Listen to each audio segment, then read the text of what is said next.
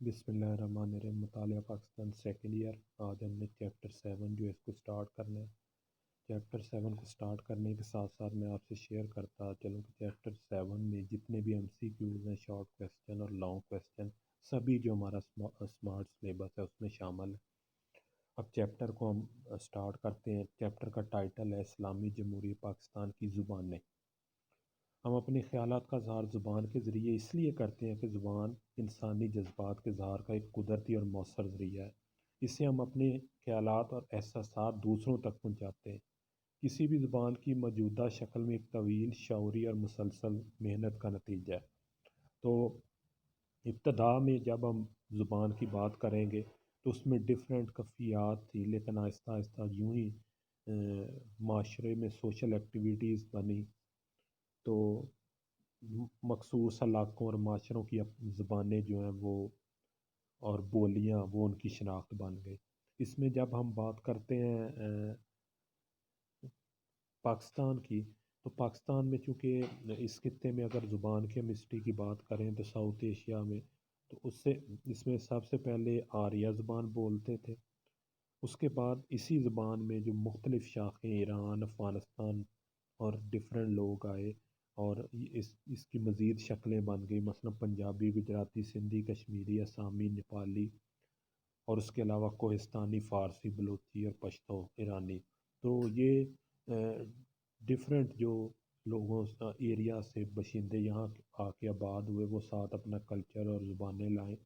اس کے بعد جب ہم بات کرتے ہیں پاکستان کی، تو پاکستان کی قومی زبان اردو ہے۔ اس کے علاوہ اہم علاقائی زبانیں سندھی، پنجابی، بلوچی، پشتو، کشمیری، سرائکی وغیرہ بولی جاتی ہیں۔ اور اس حوالے سے یونیورسٹیز لیول پہ بھی کچھ ڈپارٹمنٹس نے ڈفرینٹ جو ریجنل لینگویج ہیں ان کے حوالے سے ریسرچ اورینٹڈ سینٹرز بنائے ہوئے ہیں۔ اب یہ مختلف زبانیں ہونے کے باوجود پاکستان کے لوگ جہاں ایک مذہب کی لڑی میں پروئے ہوئے ہیں، وہاں ان میں ایک رشتہ زبان کا بھی ہے۔ زبان کا یہ رشتہ باہمی انحصار اور زبانوں کے اختلاف سے پیدا ہوا، جسے اردو کا نام دیا گیا۔ تو جب پاکستان کی بات ہوگی تو پاکستان کی قومی زبان اردو ہے۔ اس کو اب ہم تھوڑا سا ہسٹوریکلی دیکھیں گے کہ اس خطے میں کس طرح اس کی ترویج، اس کا آغاز شروع ہوا۔ تو سب سے پہلے ہم پڑھیں گے قومی رابطہ کی زبان اردو۔ اردو جہاں رابطہ کی زبان کی حیثیت رکھتی، وہیں یہ قومی تشخص کی علامت بھی ہے۔ ٹرکش ورڈ ہے، اس کے معنی ہے لشکر۔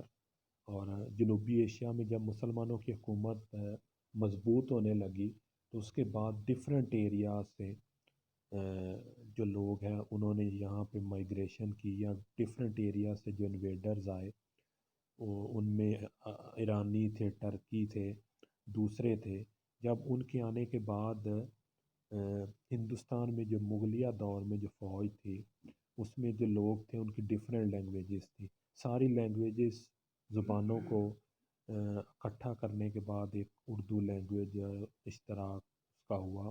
اس کو سٹارٹ کیا گیا کہ سارے فوجیوں کے لیے ایک کامن جو زبان ہے اس کی ترویج کی جائے، تاکہ بولنے میں آسانی ہو، سمجھنے میں آسانی ہو۔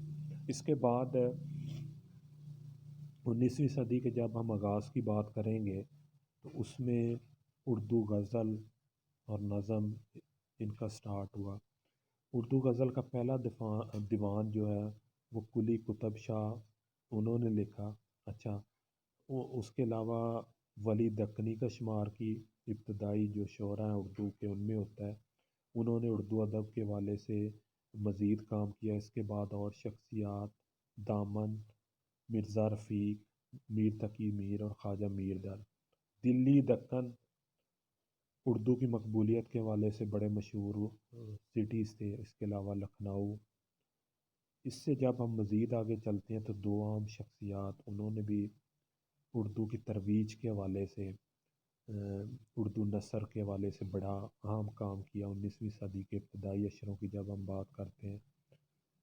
ذوق، بہادر شاہ ظفر اور مرزا غالب بہت بڑے نام اردو ادب میں، خصوصاً مرزا غالب، انہوں نے مرزا غالب کی غزل کے ساتھ ساتھ ان کی نثر بھی اردو ادب کا ایک قیمتی سرمایہ ہے۔ تو اس سے آہستہ آہستہ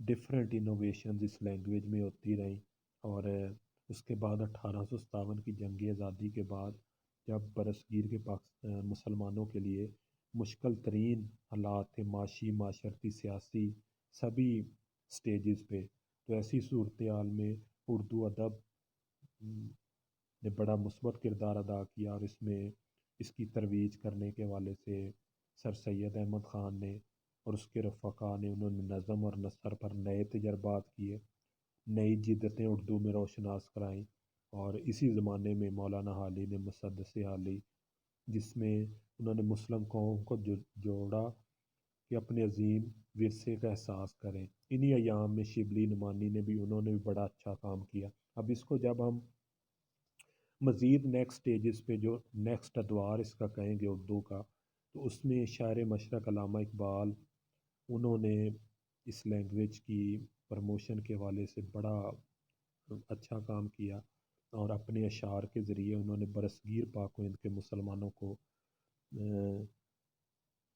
جگایا، انہیں موٹیویشن دیا، انہیں کمٹمنٹ دیا کہ ان کی تہذیب و تمدن، ان کی ثقافت بہت رچ ہے، لہٰذا انہیں اپنے اعمال کو بہتر کرنے کے بعد، اپنے اندر خودی کی طاقت کو پیدا کرنے کے بعد، اپنی خود شناخت بنانے کے بعد، مل کے برصغیر میں جو مسلمان ہیں ان کی جو بھی ڈیمانڈز ہیں اس حوالے سے کوشش کرنی چاہیے۔ اور اس میں کوئی دوسری رائے نہیں کہ تحریک کے دوران اس لینگویج نے ایک باہمی رشتے کا کردار ادا کیا۔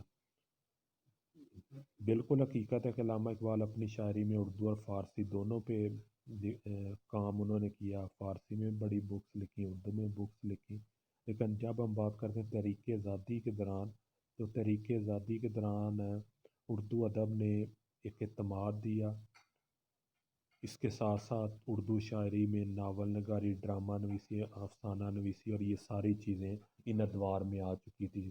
ان شخصیات نے بڑا مثبت